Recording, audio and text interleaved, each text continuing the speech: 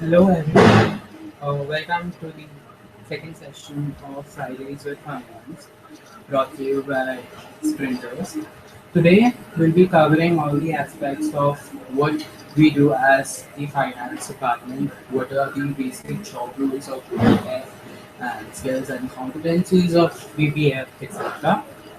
So let's just start with what do we do as a department.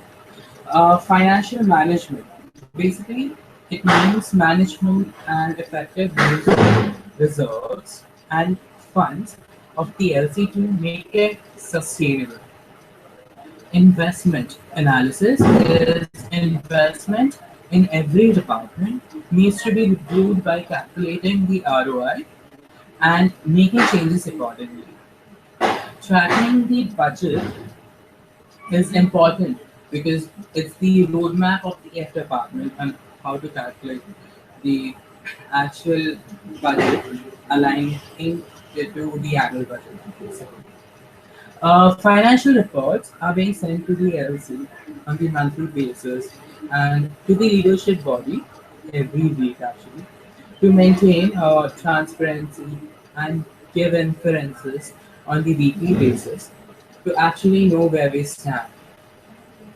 Tracking budgeted versus actuals is important, that is T versus A, to maintain a proper cash flow and not hitting the targets affects the LC financially. It helps to know whether we are going right or wrong in terms of inflow and outflow of the LC. Every in invoice, receipt, payment voucher, bills has to be filled and submitted to the MC every 15 days for auditing. Like that is what bookkeeping is all about. Uh, yeah. Every exchange is adhering to XPP and Global Compendium is one of the major job role of F department. Event budgeting is mainly sorry. Event budgeting is mainly because every event should be self-sustainable and should generate profits back into the LLC. Compliance. Maintaining the compliance is what every exchange is adhering to XPT and Global Compendium. That was maintaining proper flow of knowledge and transparency in the LC to create knowledge assets in the LC and develop the F culture is what F education is all about. Maintaining all the invoices, receipts, and contracts is the main responsibility of the F department to maintain legality in the LC. Consultancy tool is basically for the membership of the LC to ask all F related questions which are answered every Friday if you see the Ask or F episode. Basically solving all the doubts regarding finance. Cash flow management is proper management of every transaction that is being made in the name of AIESEC Mumbai. Because that is every EPC or anything like any transaction being made in terms of money. Yeah. Better and receivable management is sending weekly receivable reports and to have a smaller data cycle and clearance of receivable for good cash flows. Internal audit is the tool to grow operations, to find bottlenecks of every department and suggest solutions in compliance with the expert. Governance, it's basically okay, making sound and wise decisions so that the LC does not suffer in any case, like handling overall administration of the LC. Risk management is like, okay, I'll give you two examples. Having backup plans or having multiple investment options are a few examples of risk assessment. moving on to role of VPF in the LC. Okay, CFO of the organization. Basically, what does CFO means? Okay, primarily CFO of the organization is primarily responsible for managing all the financial risk of the organization, mainly everything from planning to financial reporting. Cash flow management was explained in the previous slide. Budgeting was explained in the previous slide. Okay, VP F needs to have an overall idea of the actual legal rules so that there is no hindrance in the operations.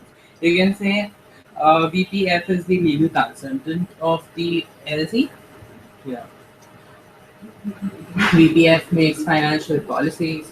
Okay, what are financial policies? They were released in May this year. Like mainly senior members would know this. So it has all the F related policies like reimbursement policies, exchange policies, etc. Uh, a VPF needs to make collaborative projects and take business decisions that are for the welfare and the sustainability of the LC. Or you're co-creating projects and investment planning with front office department. Moving on, skills and competencies of a VPF. And overall skills and competencies of a VPF are like every VPF should be mentally ahead in terms of thought processes so as to predict or estimate the health and condition of the LC and maintain and manage it accordingly. So even if like basically managing every risk, financial risk, and like sustaining the LC at the end of the year. Every VPF should be highly acquainted with operations. VPF should have a deeper understanding into the process of every department to make business decisions accordingly. Yeah. VPF should also have understanding of the operations and the organization in order to grow the LC. VPF should also understand the people and also should be able to drive down the skills in the LC. Other skills are self-explanatory. Okay. Moving on, organizational structure of the department. So under VPF, like Fiola, we have three CFO task force members. One is finance head sorry, finance head OGX, who Dalika is finance head OGX. Finance head ICX, I am, and finance head back office, Chris Pereira. So basically, we have certain projects under us, like Dalika has education hub and 5 days of finance as a project. I have bookkeeping and Craig has internal audit and financial reports. I have consultancy too as well. Yeah. SWOT analysis of the department. Basically, strengths. If you see, AIESEC Mumbai has been recognized as for the best finance culture in AIESEC India. There have been good cash flows because of high operations. All the four departments are financially sustainable, which is obviously a good sign for the LC. We have the highest LD in AIESEC India. As per last year, finance knowledge and education in the LC has grown immensely. There have been investments in every department and every quarter. That is like opportunities. Digitizing finance processes. Basically, automation in terms of transactions or any processes in the department, and one can be a major opportunity for the department. OG extracting, MC project with Access Bank. Basically, this is related. Okay, every EP can actually deposit can do online transfer of the EP fees, which is a very good time because financial tracking will be very easy with this. Outsource accommodation for ICX. Investment into accommodation leads to higher losses because sometimes EPs don't even follow rules and etc. And sometimes they just like don't even are not even accountable for the losses. Yeah, weakness. Legality, I would say receipts and receipts and invoices uh, have been tracked very like in a very good manner, but contracts have not been tracked in the LC, which is a very bad sign because uh, we have always matters when we have cases, and if we lose cases, then that's a very bad sign because we actually have to incur a lot of financial losses. High debtor cycle because because when we have receivables, we have higher debtor cycles.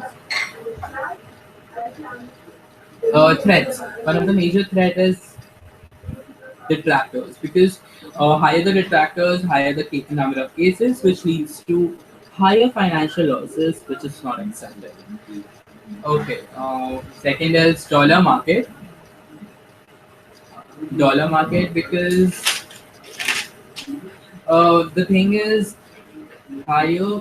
Okay, if the dollar rate is higher, we make more surplus in terms of IGCDP than the budgeted. Uh, Also, like if the dollar rate goes down, then we make losses. So that's a very big threat in terms of our department. Thank you so much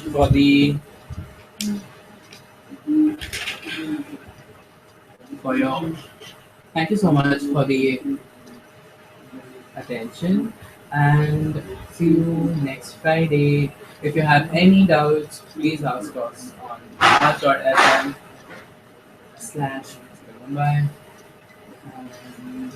And thank you.